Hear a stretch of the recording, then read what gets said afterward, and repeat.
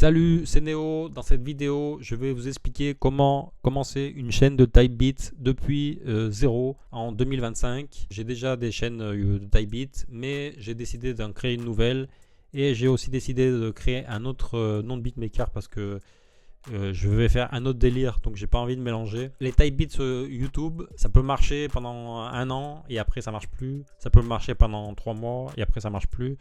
Donc il faut être constamment en alerte. Moi j'ai une chaîne là qui marche pas mal et j'ai une autre chaîne qui marchait très bien et qui marche plus bien parce que j'ai fait des erreurs. Du coup là j'ai créé il y a quelques mois, j'ai créé une autre chaîne et j'ai testé, ça n'a pas marché. Et là je vais en créer une autre. Par contre je vais changer le nom de beatmaker, je vais tout changer. Et je vais pas vous le dire parce que j'ai pas envie d'avoir du trafic qui est pas celui que je cherche. Donc moi j'ai pas envie d'avoir du trafic de beatmaker et voilà, je veux vraiment que du trafic de chanteurs qui sont intéressés par ces instrus. Donc c'est pour ça que c'est important, surtout au début, de rien dire à personne, pas partager avec vos amis, vos parents, vos cousins, parce que ça va vous faire plus de mal que de bien. Surtout au début quand vous commencez la chaîne, vous dites rien à personne et vous postez des instrus.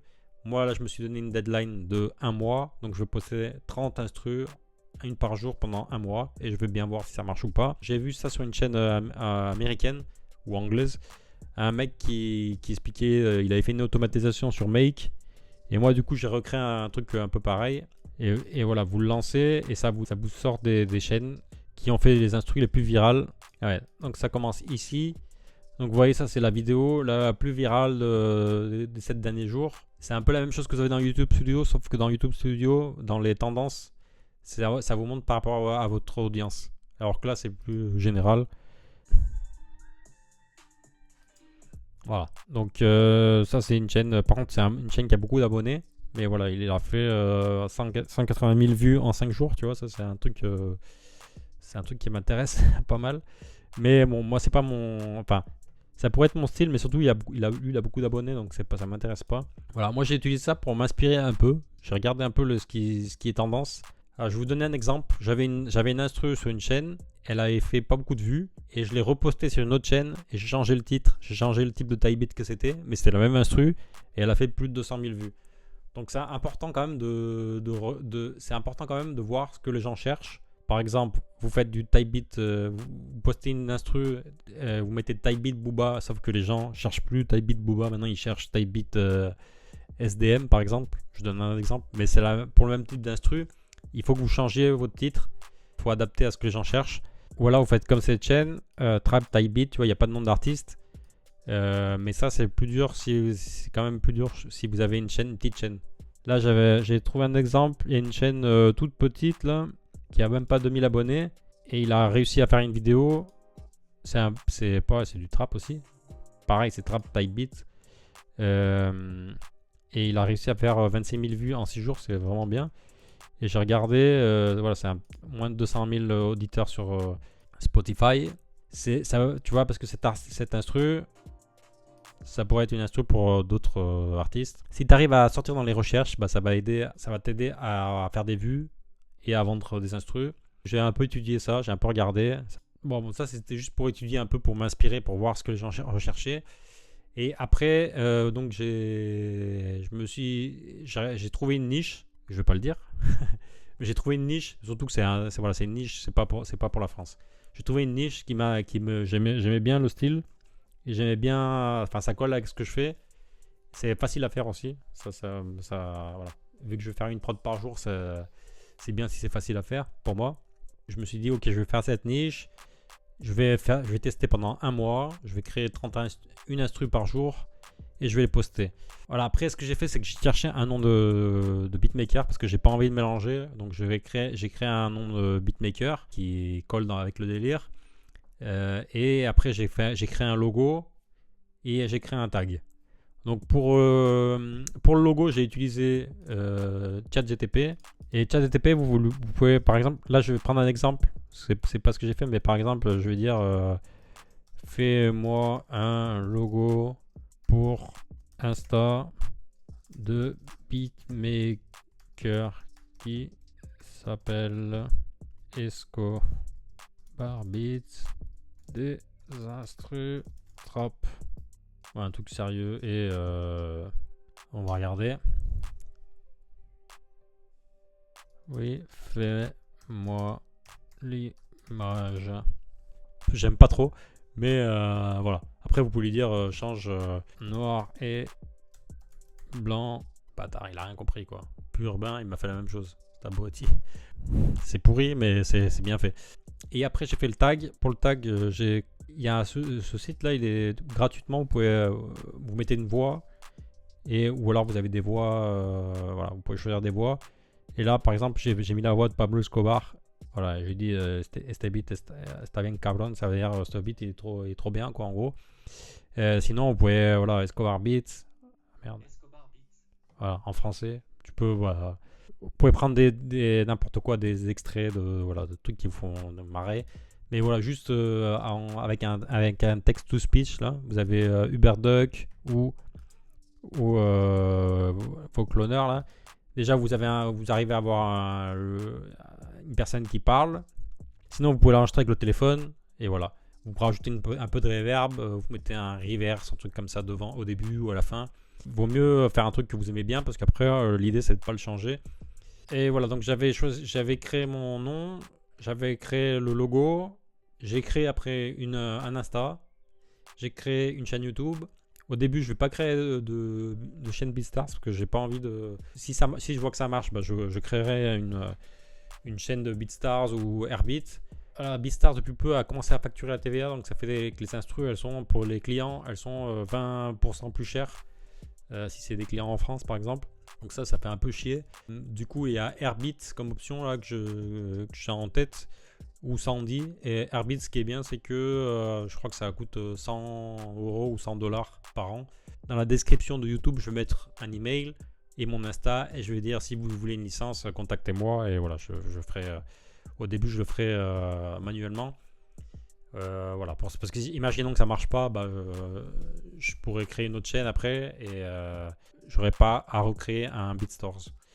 Voilà, donc j'ai trouvé la niche, j'ai créé le nom de beatmaker, j'ai créé le tag, j'ai créé l'Insta, la chaîne de YouTube. Avec ça, je peux déjà commencer. Et après, important aussi, je suis toujours en train de me faire un stock d'instru parce que mon idée, c'est de poster une instru tous les jours pendant 30 jours pour commencer. Et donc, je sais qu'il y a forcément des jours où je ne vais pas arriver à créer l'instru et la poster. Donc, je vais me faire un stock de 10 instrus. Et dès que j'ai 10 instrus, je vais commencer à poster une instru par jour. Comme ça, s'il y a un jour où j'ai un concert, un truc comme ça, je pourrais balancer l'instru quand même. Donc, et pas perdre voilà, l'élan de la chaîne. Si je dis une instru par jour sur la chaîne, je vais peut-être le mettre. Quand j'ai trouvé tout ça, le style, la niche, le logo, machin. Et après, en fait, j'ai commencé à écouter des morceaux de cette niche, des morceaux connus, et aussi les beatmakers qui marchent. Et en fait, moi j'avais un son qui était pas bon au niveau, c'était pas le même style de son, au niveau du mixage surtout, parce que moi j'utilise pas FL Studio et j'ai pas le FL Clipper.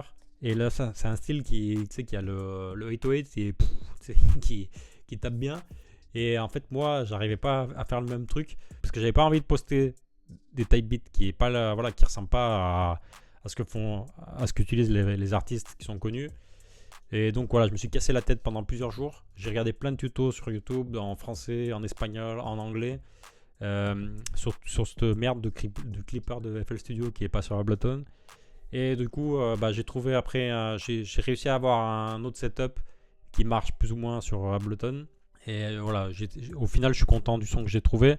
J'ai réussi à le faire avec classique clipper de T-Rax, là, je sais plus c'est quoi la marque. Mais bon, j'ai réussi à avoir le son que je voulais, mais c'est important avant de commencer d'arriver à avoir un son que les gens ils vont chercher et ils vont écouter et ça va avoir la couleur, etc. et le mix qu'ils veulent. Et pour moi aussi, c'était un bon challenge. Je suis arrivé au résultat que je voulais, donc c'est un bon truc aussi, c'est un bon challenge. Des fois, de faire un son ou un style que vous n'avez pas l'habitude de faire. Voilà, ça va vous forcer à apprendre des choses. Aussi, j'ai dû actualiser des drum kits parce que ce style-là, il y avait des sons qui me manquaient. Sur YouTube, j'ai trouvé des drum kits. Et si vous faites le même style avec, par exemple, si vous faites de l'afro trap avec des sons qui sont pas afro trap, bah ça va peut-être moins le faire. Ça veut pas dire que vous pouvez pas tester avec d'autres sons. Dans mon cas, c'était plus simple de trouver un drum kit qui soit avec les bons sons directement, pour commencer du moins. J'ai trouvé ma niche, j'ai mon tag, j'ai créé mon logo, j'ai tout ce qu'il faut, j'ai ma chaîne. Là, je suis en train de créer mes instrus. J'ai fait 2 instrus là. Il me faut que j'en fasse encore 8. Je suis motivé, ça c'est bien. C'est un style que j'aime bien. Je commence à voilà. Je me suis fait une playlist pour écouter des morceaux. YouTube, c'est pas voilà, c'est pas linéaire. Quand vous avez une chaîne qui marche, moi j'ai eu l'exemple. Bah, ça veut pas dire que ça va marcher pour toujours. Donc il faut voilà, il faut se remettre en question. Et voilà, c'est pas agréable des fois, mais des fois ça marche trop bien. Il y a des mois où ça va moins marcher.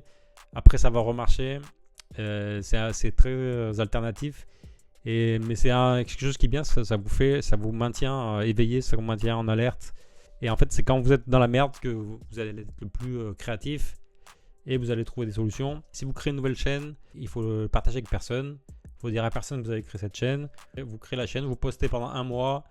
Vous faites une instru par jour, une instru tous les 3 jours, tous les 2 jours, ce que vous pensez que vous allez pouvoir faire. Si vous faites une instru par jour et après au final vous arrivez pas à en poster tous les jours, c'est pas bon. Vous dites à personne et au bout d'un mois, si vous commencez à voir que ça marche et que vous avez des abonnés, bah là vous pourrez le montrer à des gens si c'est important pour vous. Mais au début, faut pas le faire parce que ça va vous flinguer votre algorithme. Il vaut mieux qu'il y ait seulement une personne qui regarde la vidéo, mais que ce soit une personne qui soit intéressée par ce style. Et comme ça, YouTube va comprendre à qui il faut montrer la vidéo. Si vous montrez la vidéo à 10 personnes vos cousins, votre mère, etc., qui sont pas des rappeurs, qui cherchent pas des instrus sur YouTube, ça va totalement vous flinguer l'algorithme. YouTube ne veut pas comprendre à qui il doit montrer les vidéos, et donc c'est pas bon. Moi, j'ai déjà l'algorithme qui m'a flingué une chaîne de YouTube. Mon erreur, c'est de ma faute. Et j'ai fait n'importe quoi au niveau des titres. Et YouTube a commencé à montrer les vidéos à un public que je voulais pas. Et ça m'a flingué, ça m'a complètement flingué la chaîne. J'ai testé il y a un mois, ça a été un échec. Mais voilà, les échecs, ça fait partie du process. Donc, si ça marche pas, bah, vous réessayez un autre délire, vous changez, vous pensez, vous réfléchissez. C'est ce que j'ai fait. Et là, je vais tester un mois. Là, je suis plus confiant. Donc, je vais tester. Je suis plus motivé aussi. Et on va voir ce que ça donne. Donc, je vous ferai une vidéo. Dès que je vois que ça marche ou que ça marche pas, bah, je vous ferai une vidéo pour vous expliquer ce que ça a donné. C'est facile de monter une chaîne de Typebeat. Il faut trouver la niche, créer le logo, etc. Être motivé surtout, faire des instrus, faire le plus possible, se rapprocher de la qualité du mixage que les gens vont rechercher. La compo elle est terrible, mais le mixage n'est pas bon. Ça va faire baisser vos chances. Après, ils peuvent toujours vous acheter les pistes et mixer, mais voilà, c'est de moins en moins courant. De plus en plus, les gens ils vont télécharger le MP3 et ils vont enregistrer dessus et ils vont le balancer sur DistroKid. Donc, il vaut mieux avoir un résultat qui est bon dès le départ. N'hésitez pas à commenter dans la vidéo si vous avez des questions. Likez, abonnez-vous parce que je vais vous mettre des updates là-dessus. Et voilà, je vais vous partager, je vais vous dire la vérité. Si ça n'a pas marché, je vous le dirai. Et si ça a marché, je vous le dirai aussi. Et donc, on se voit sur une prochaine vidéo. À plus, ciao!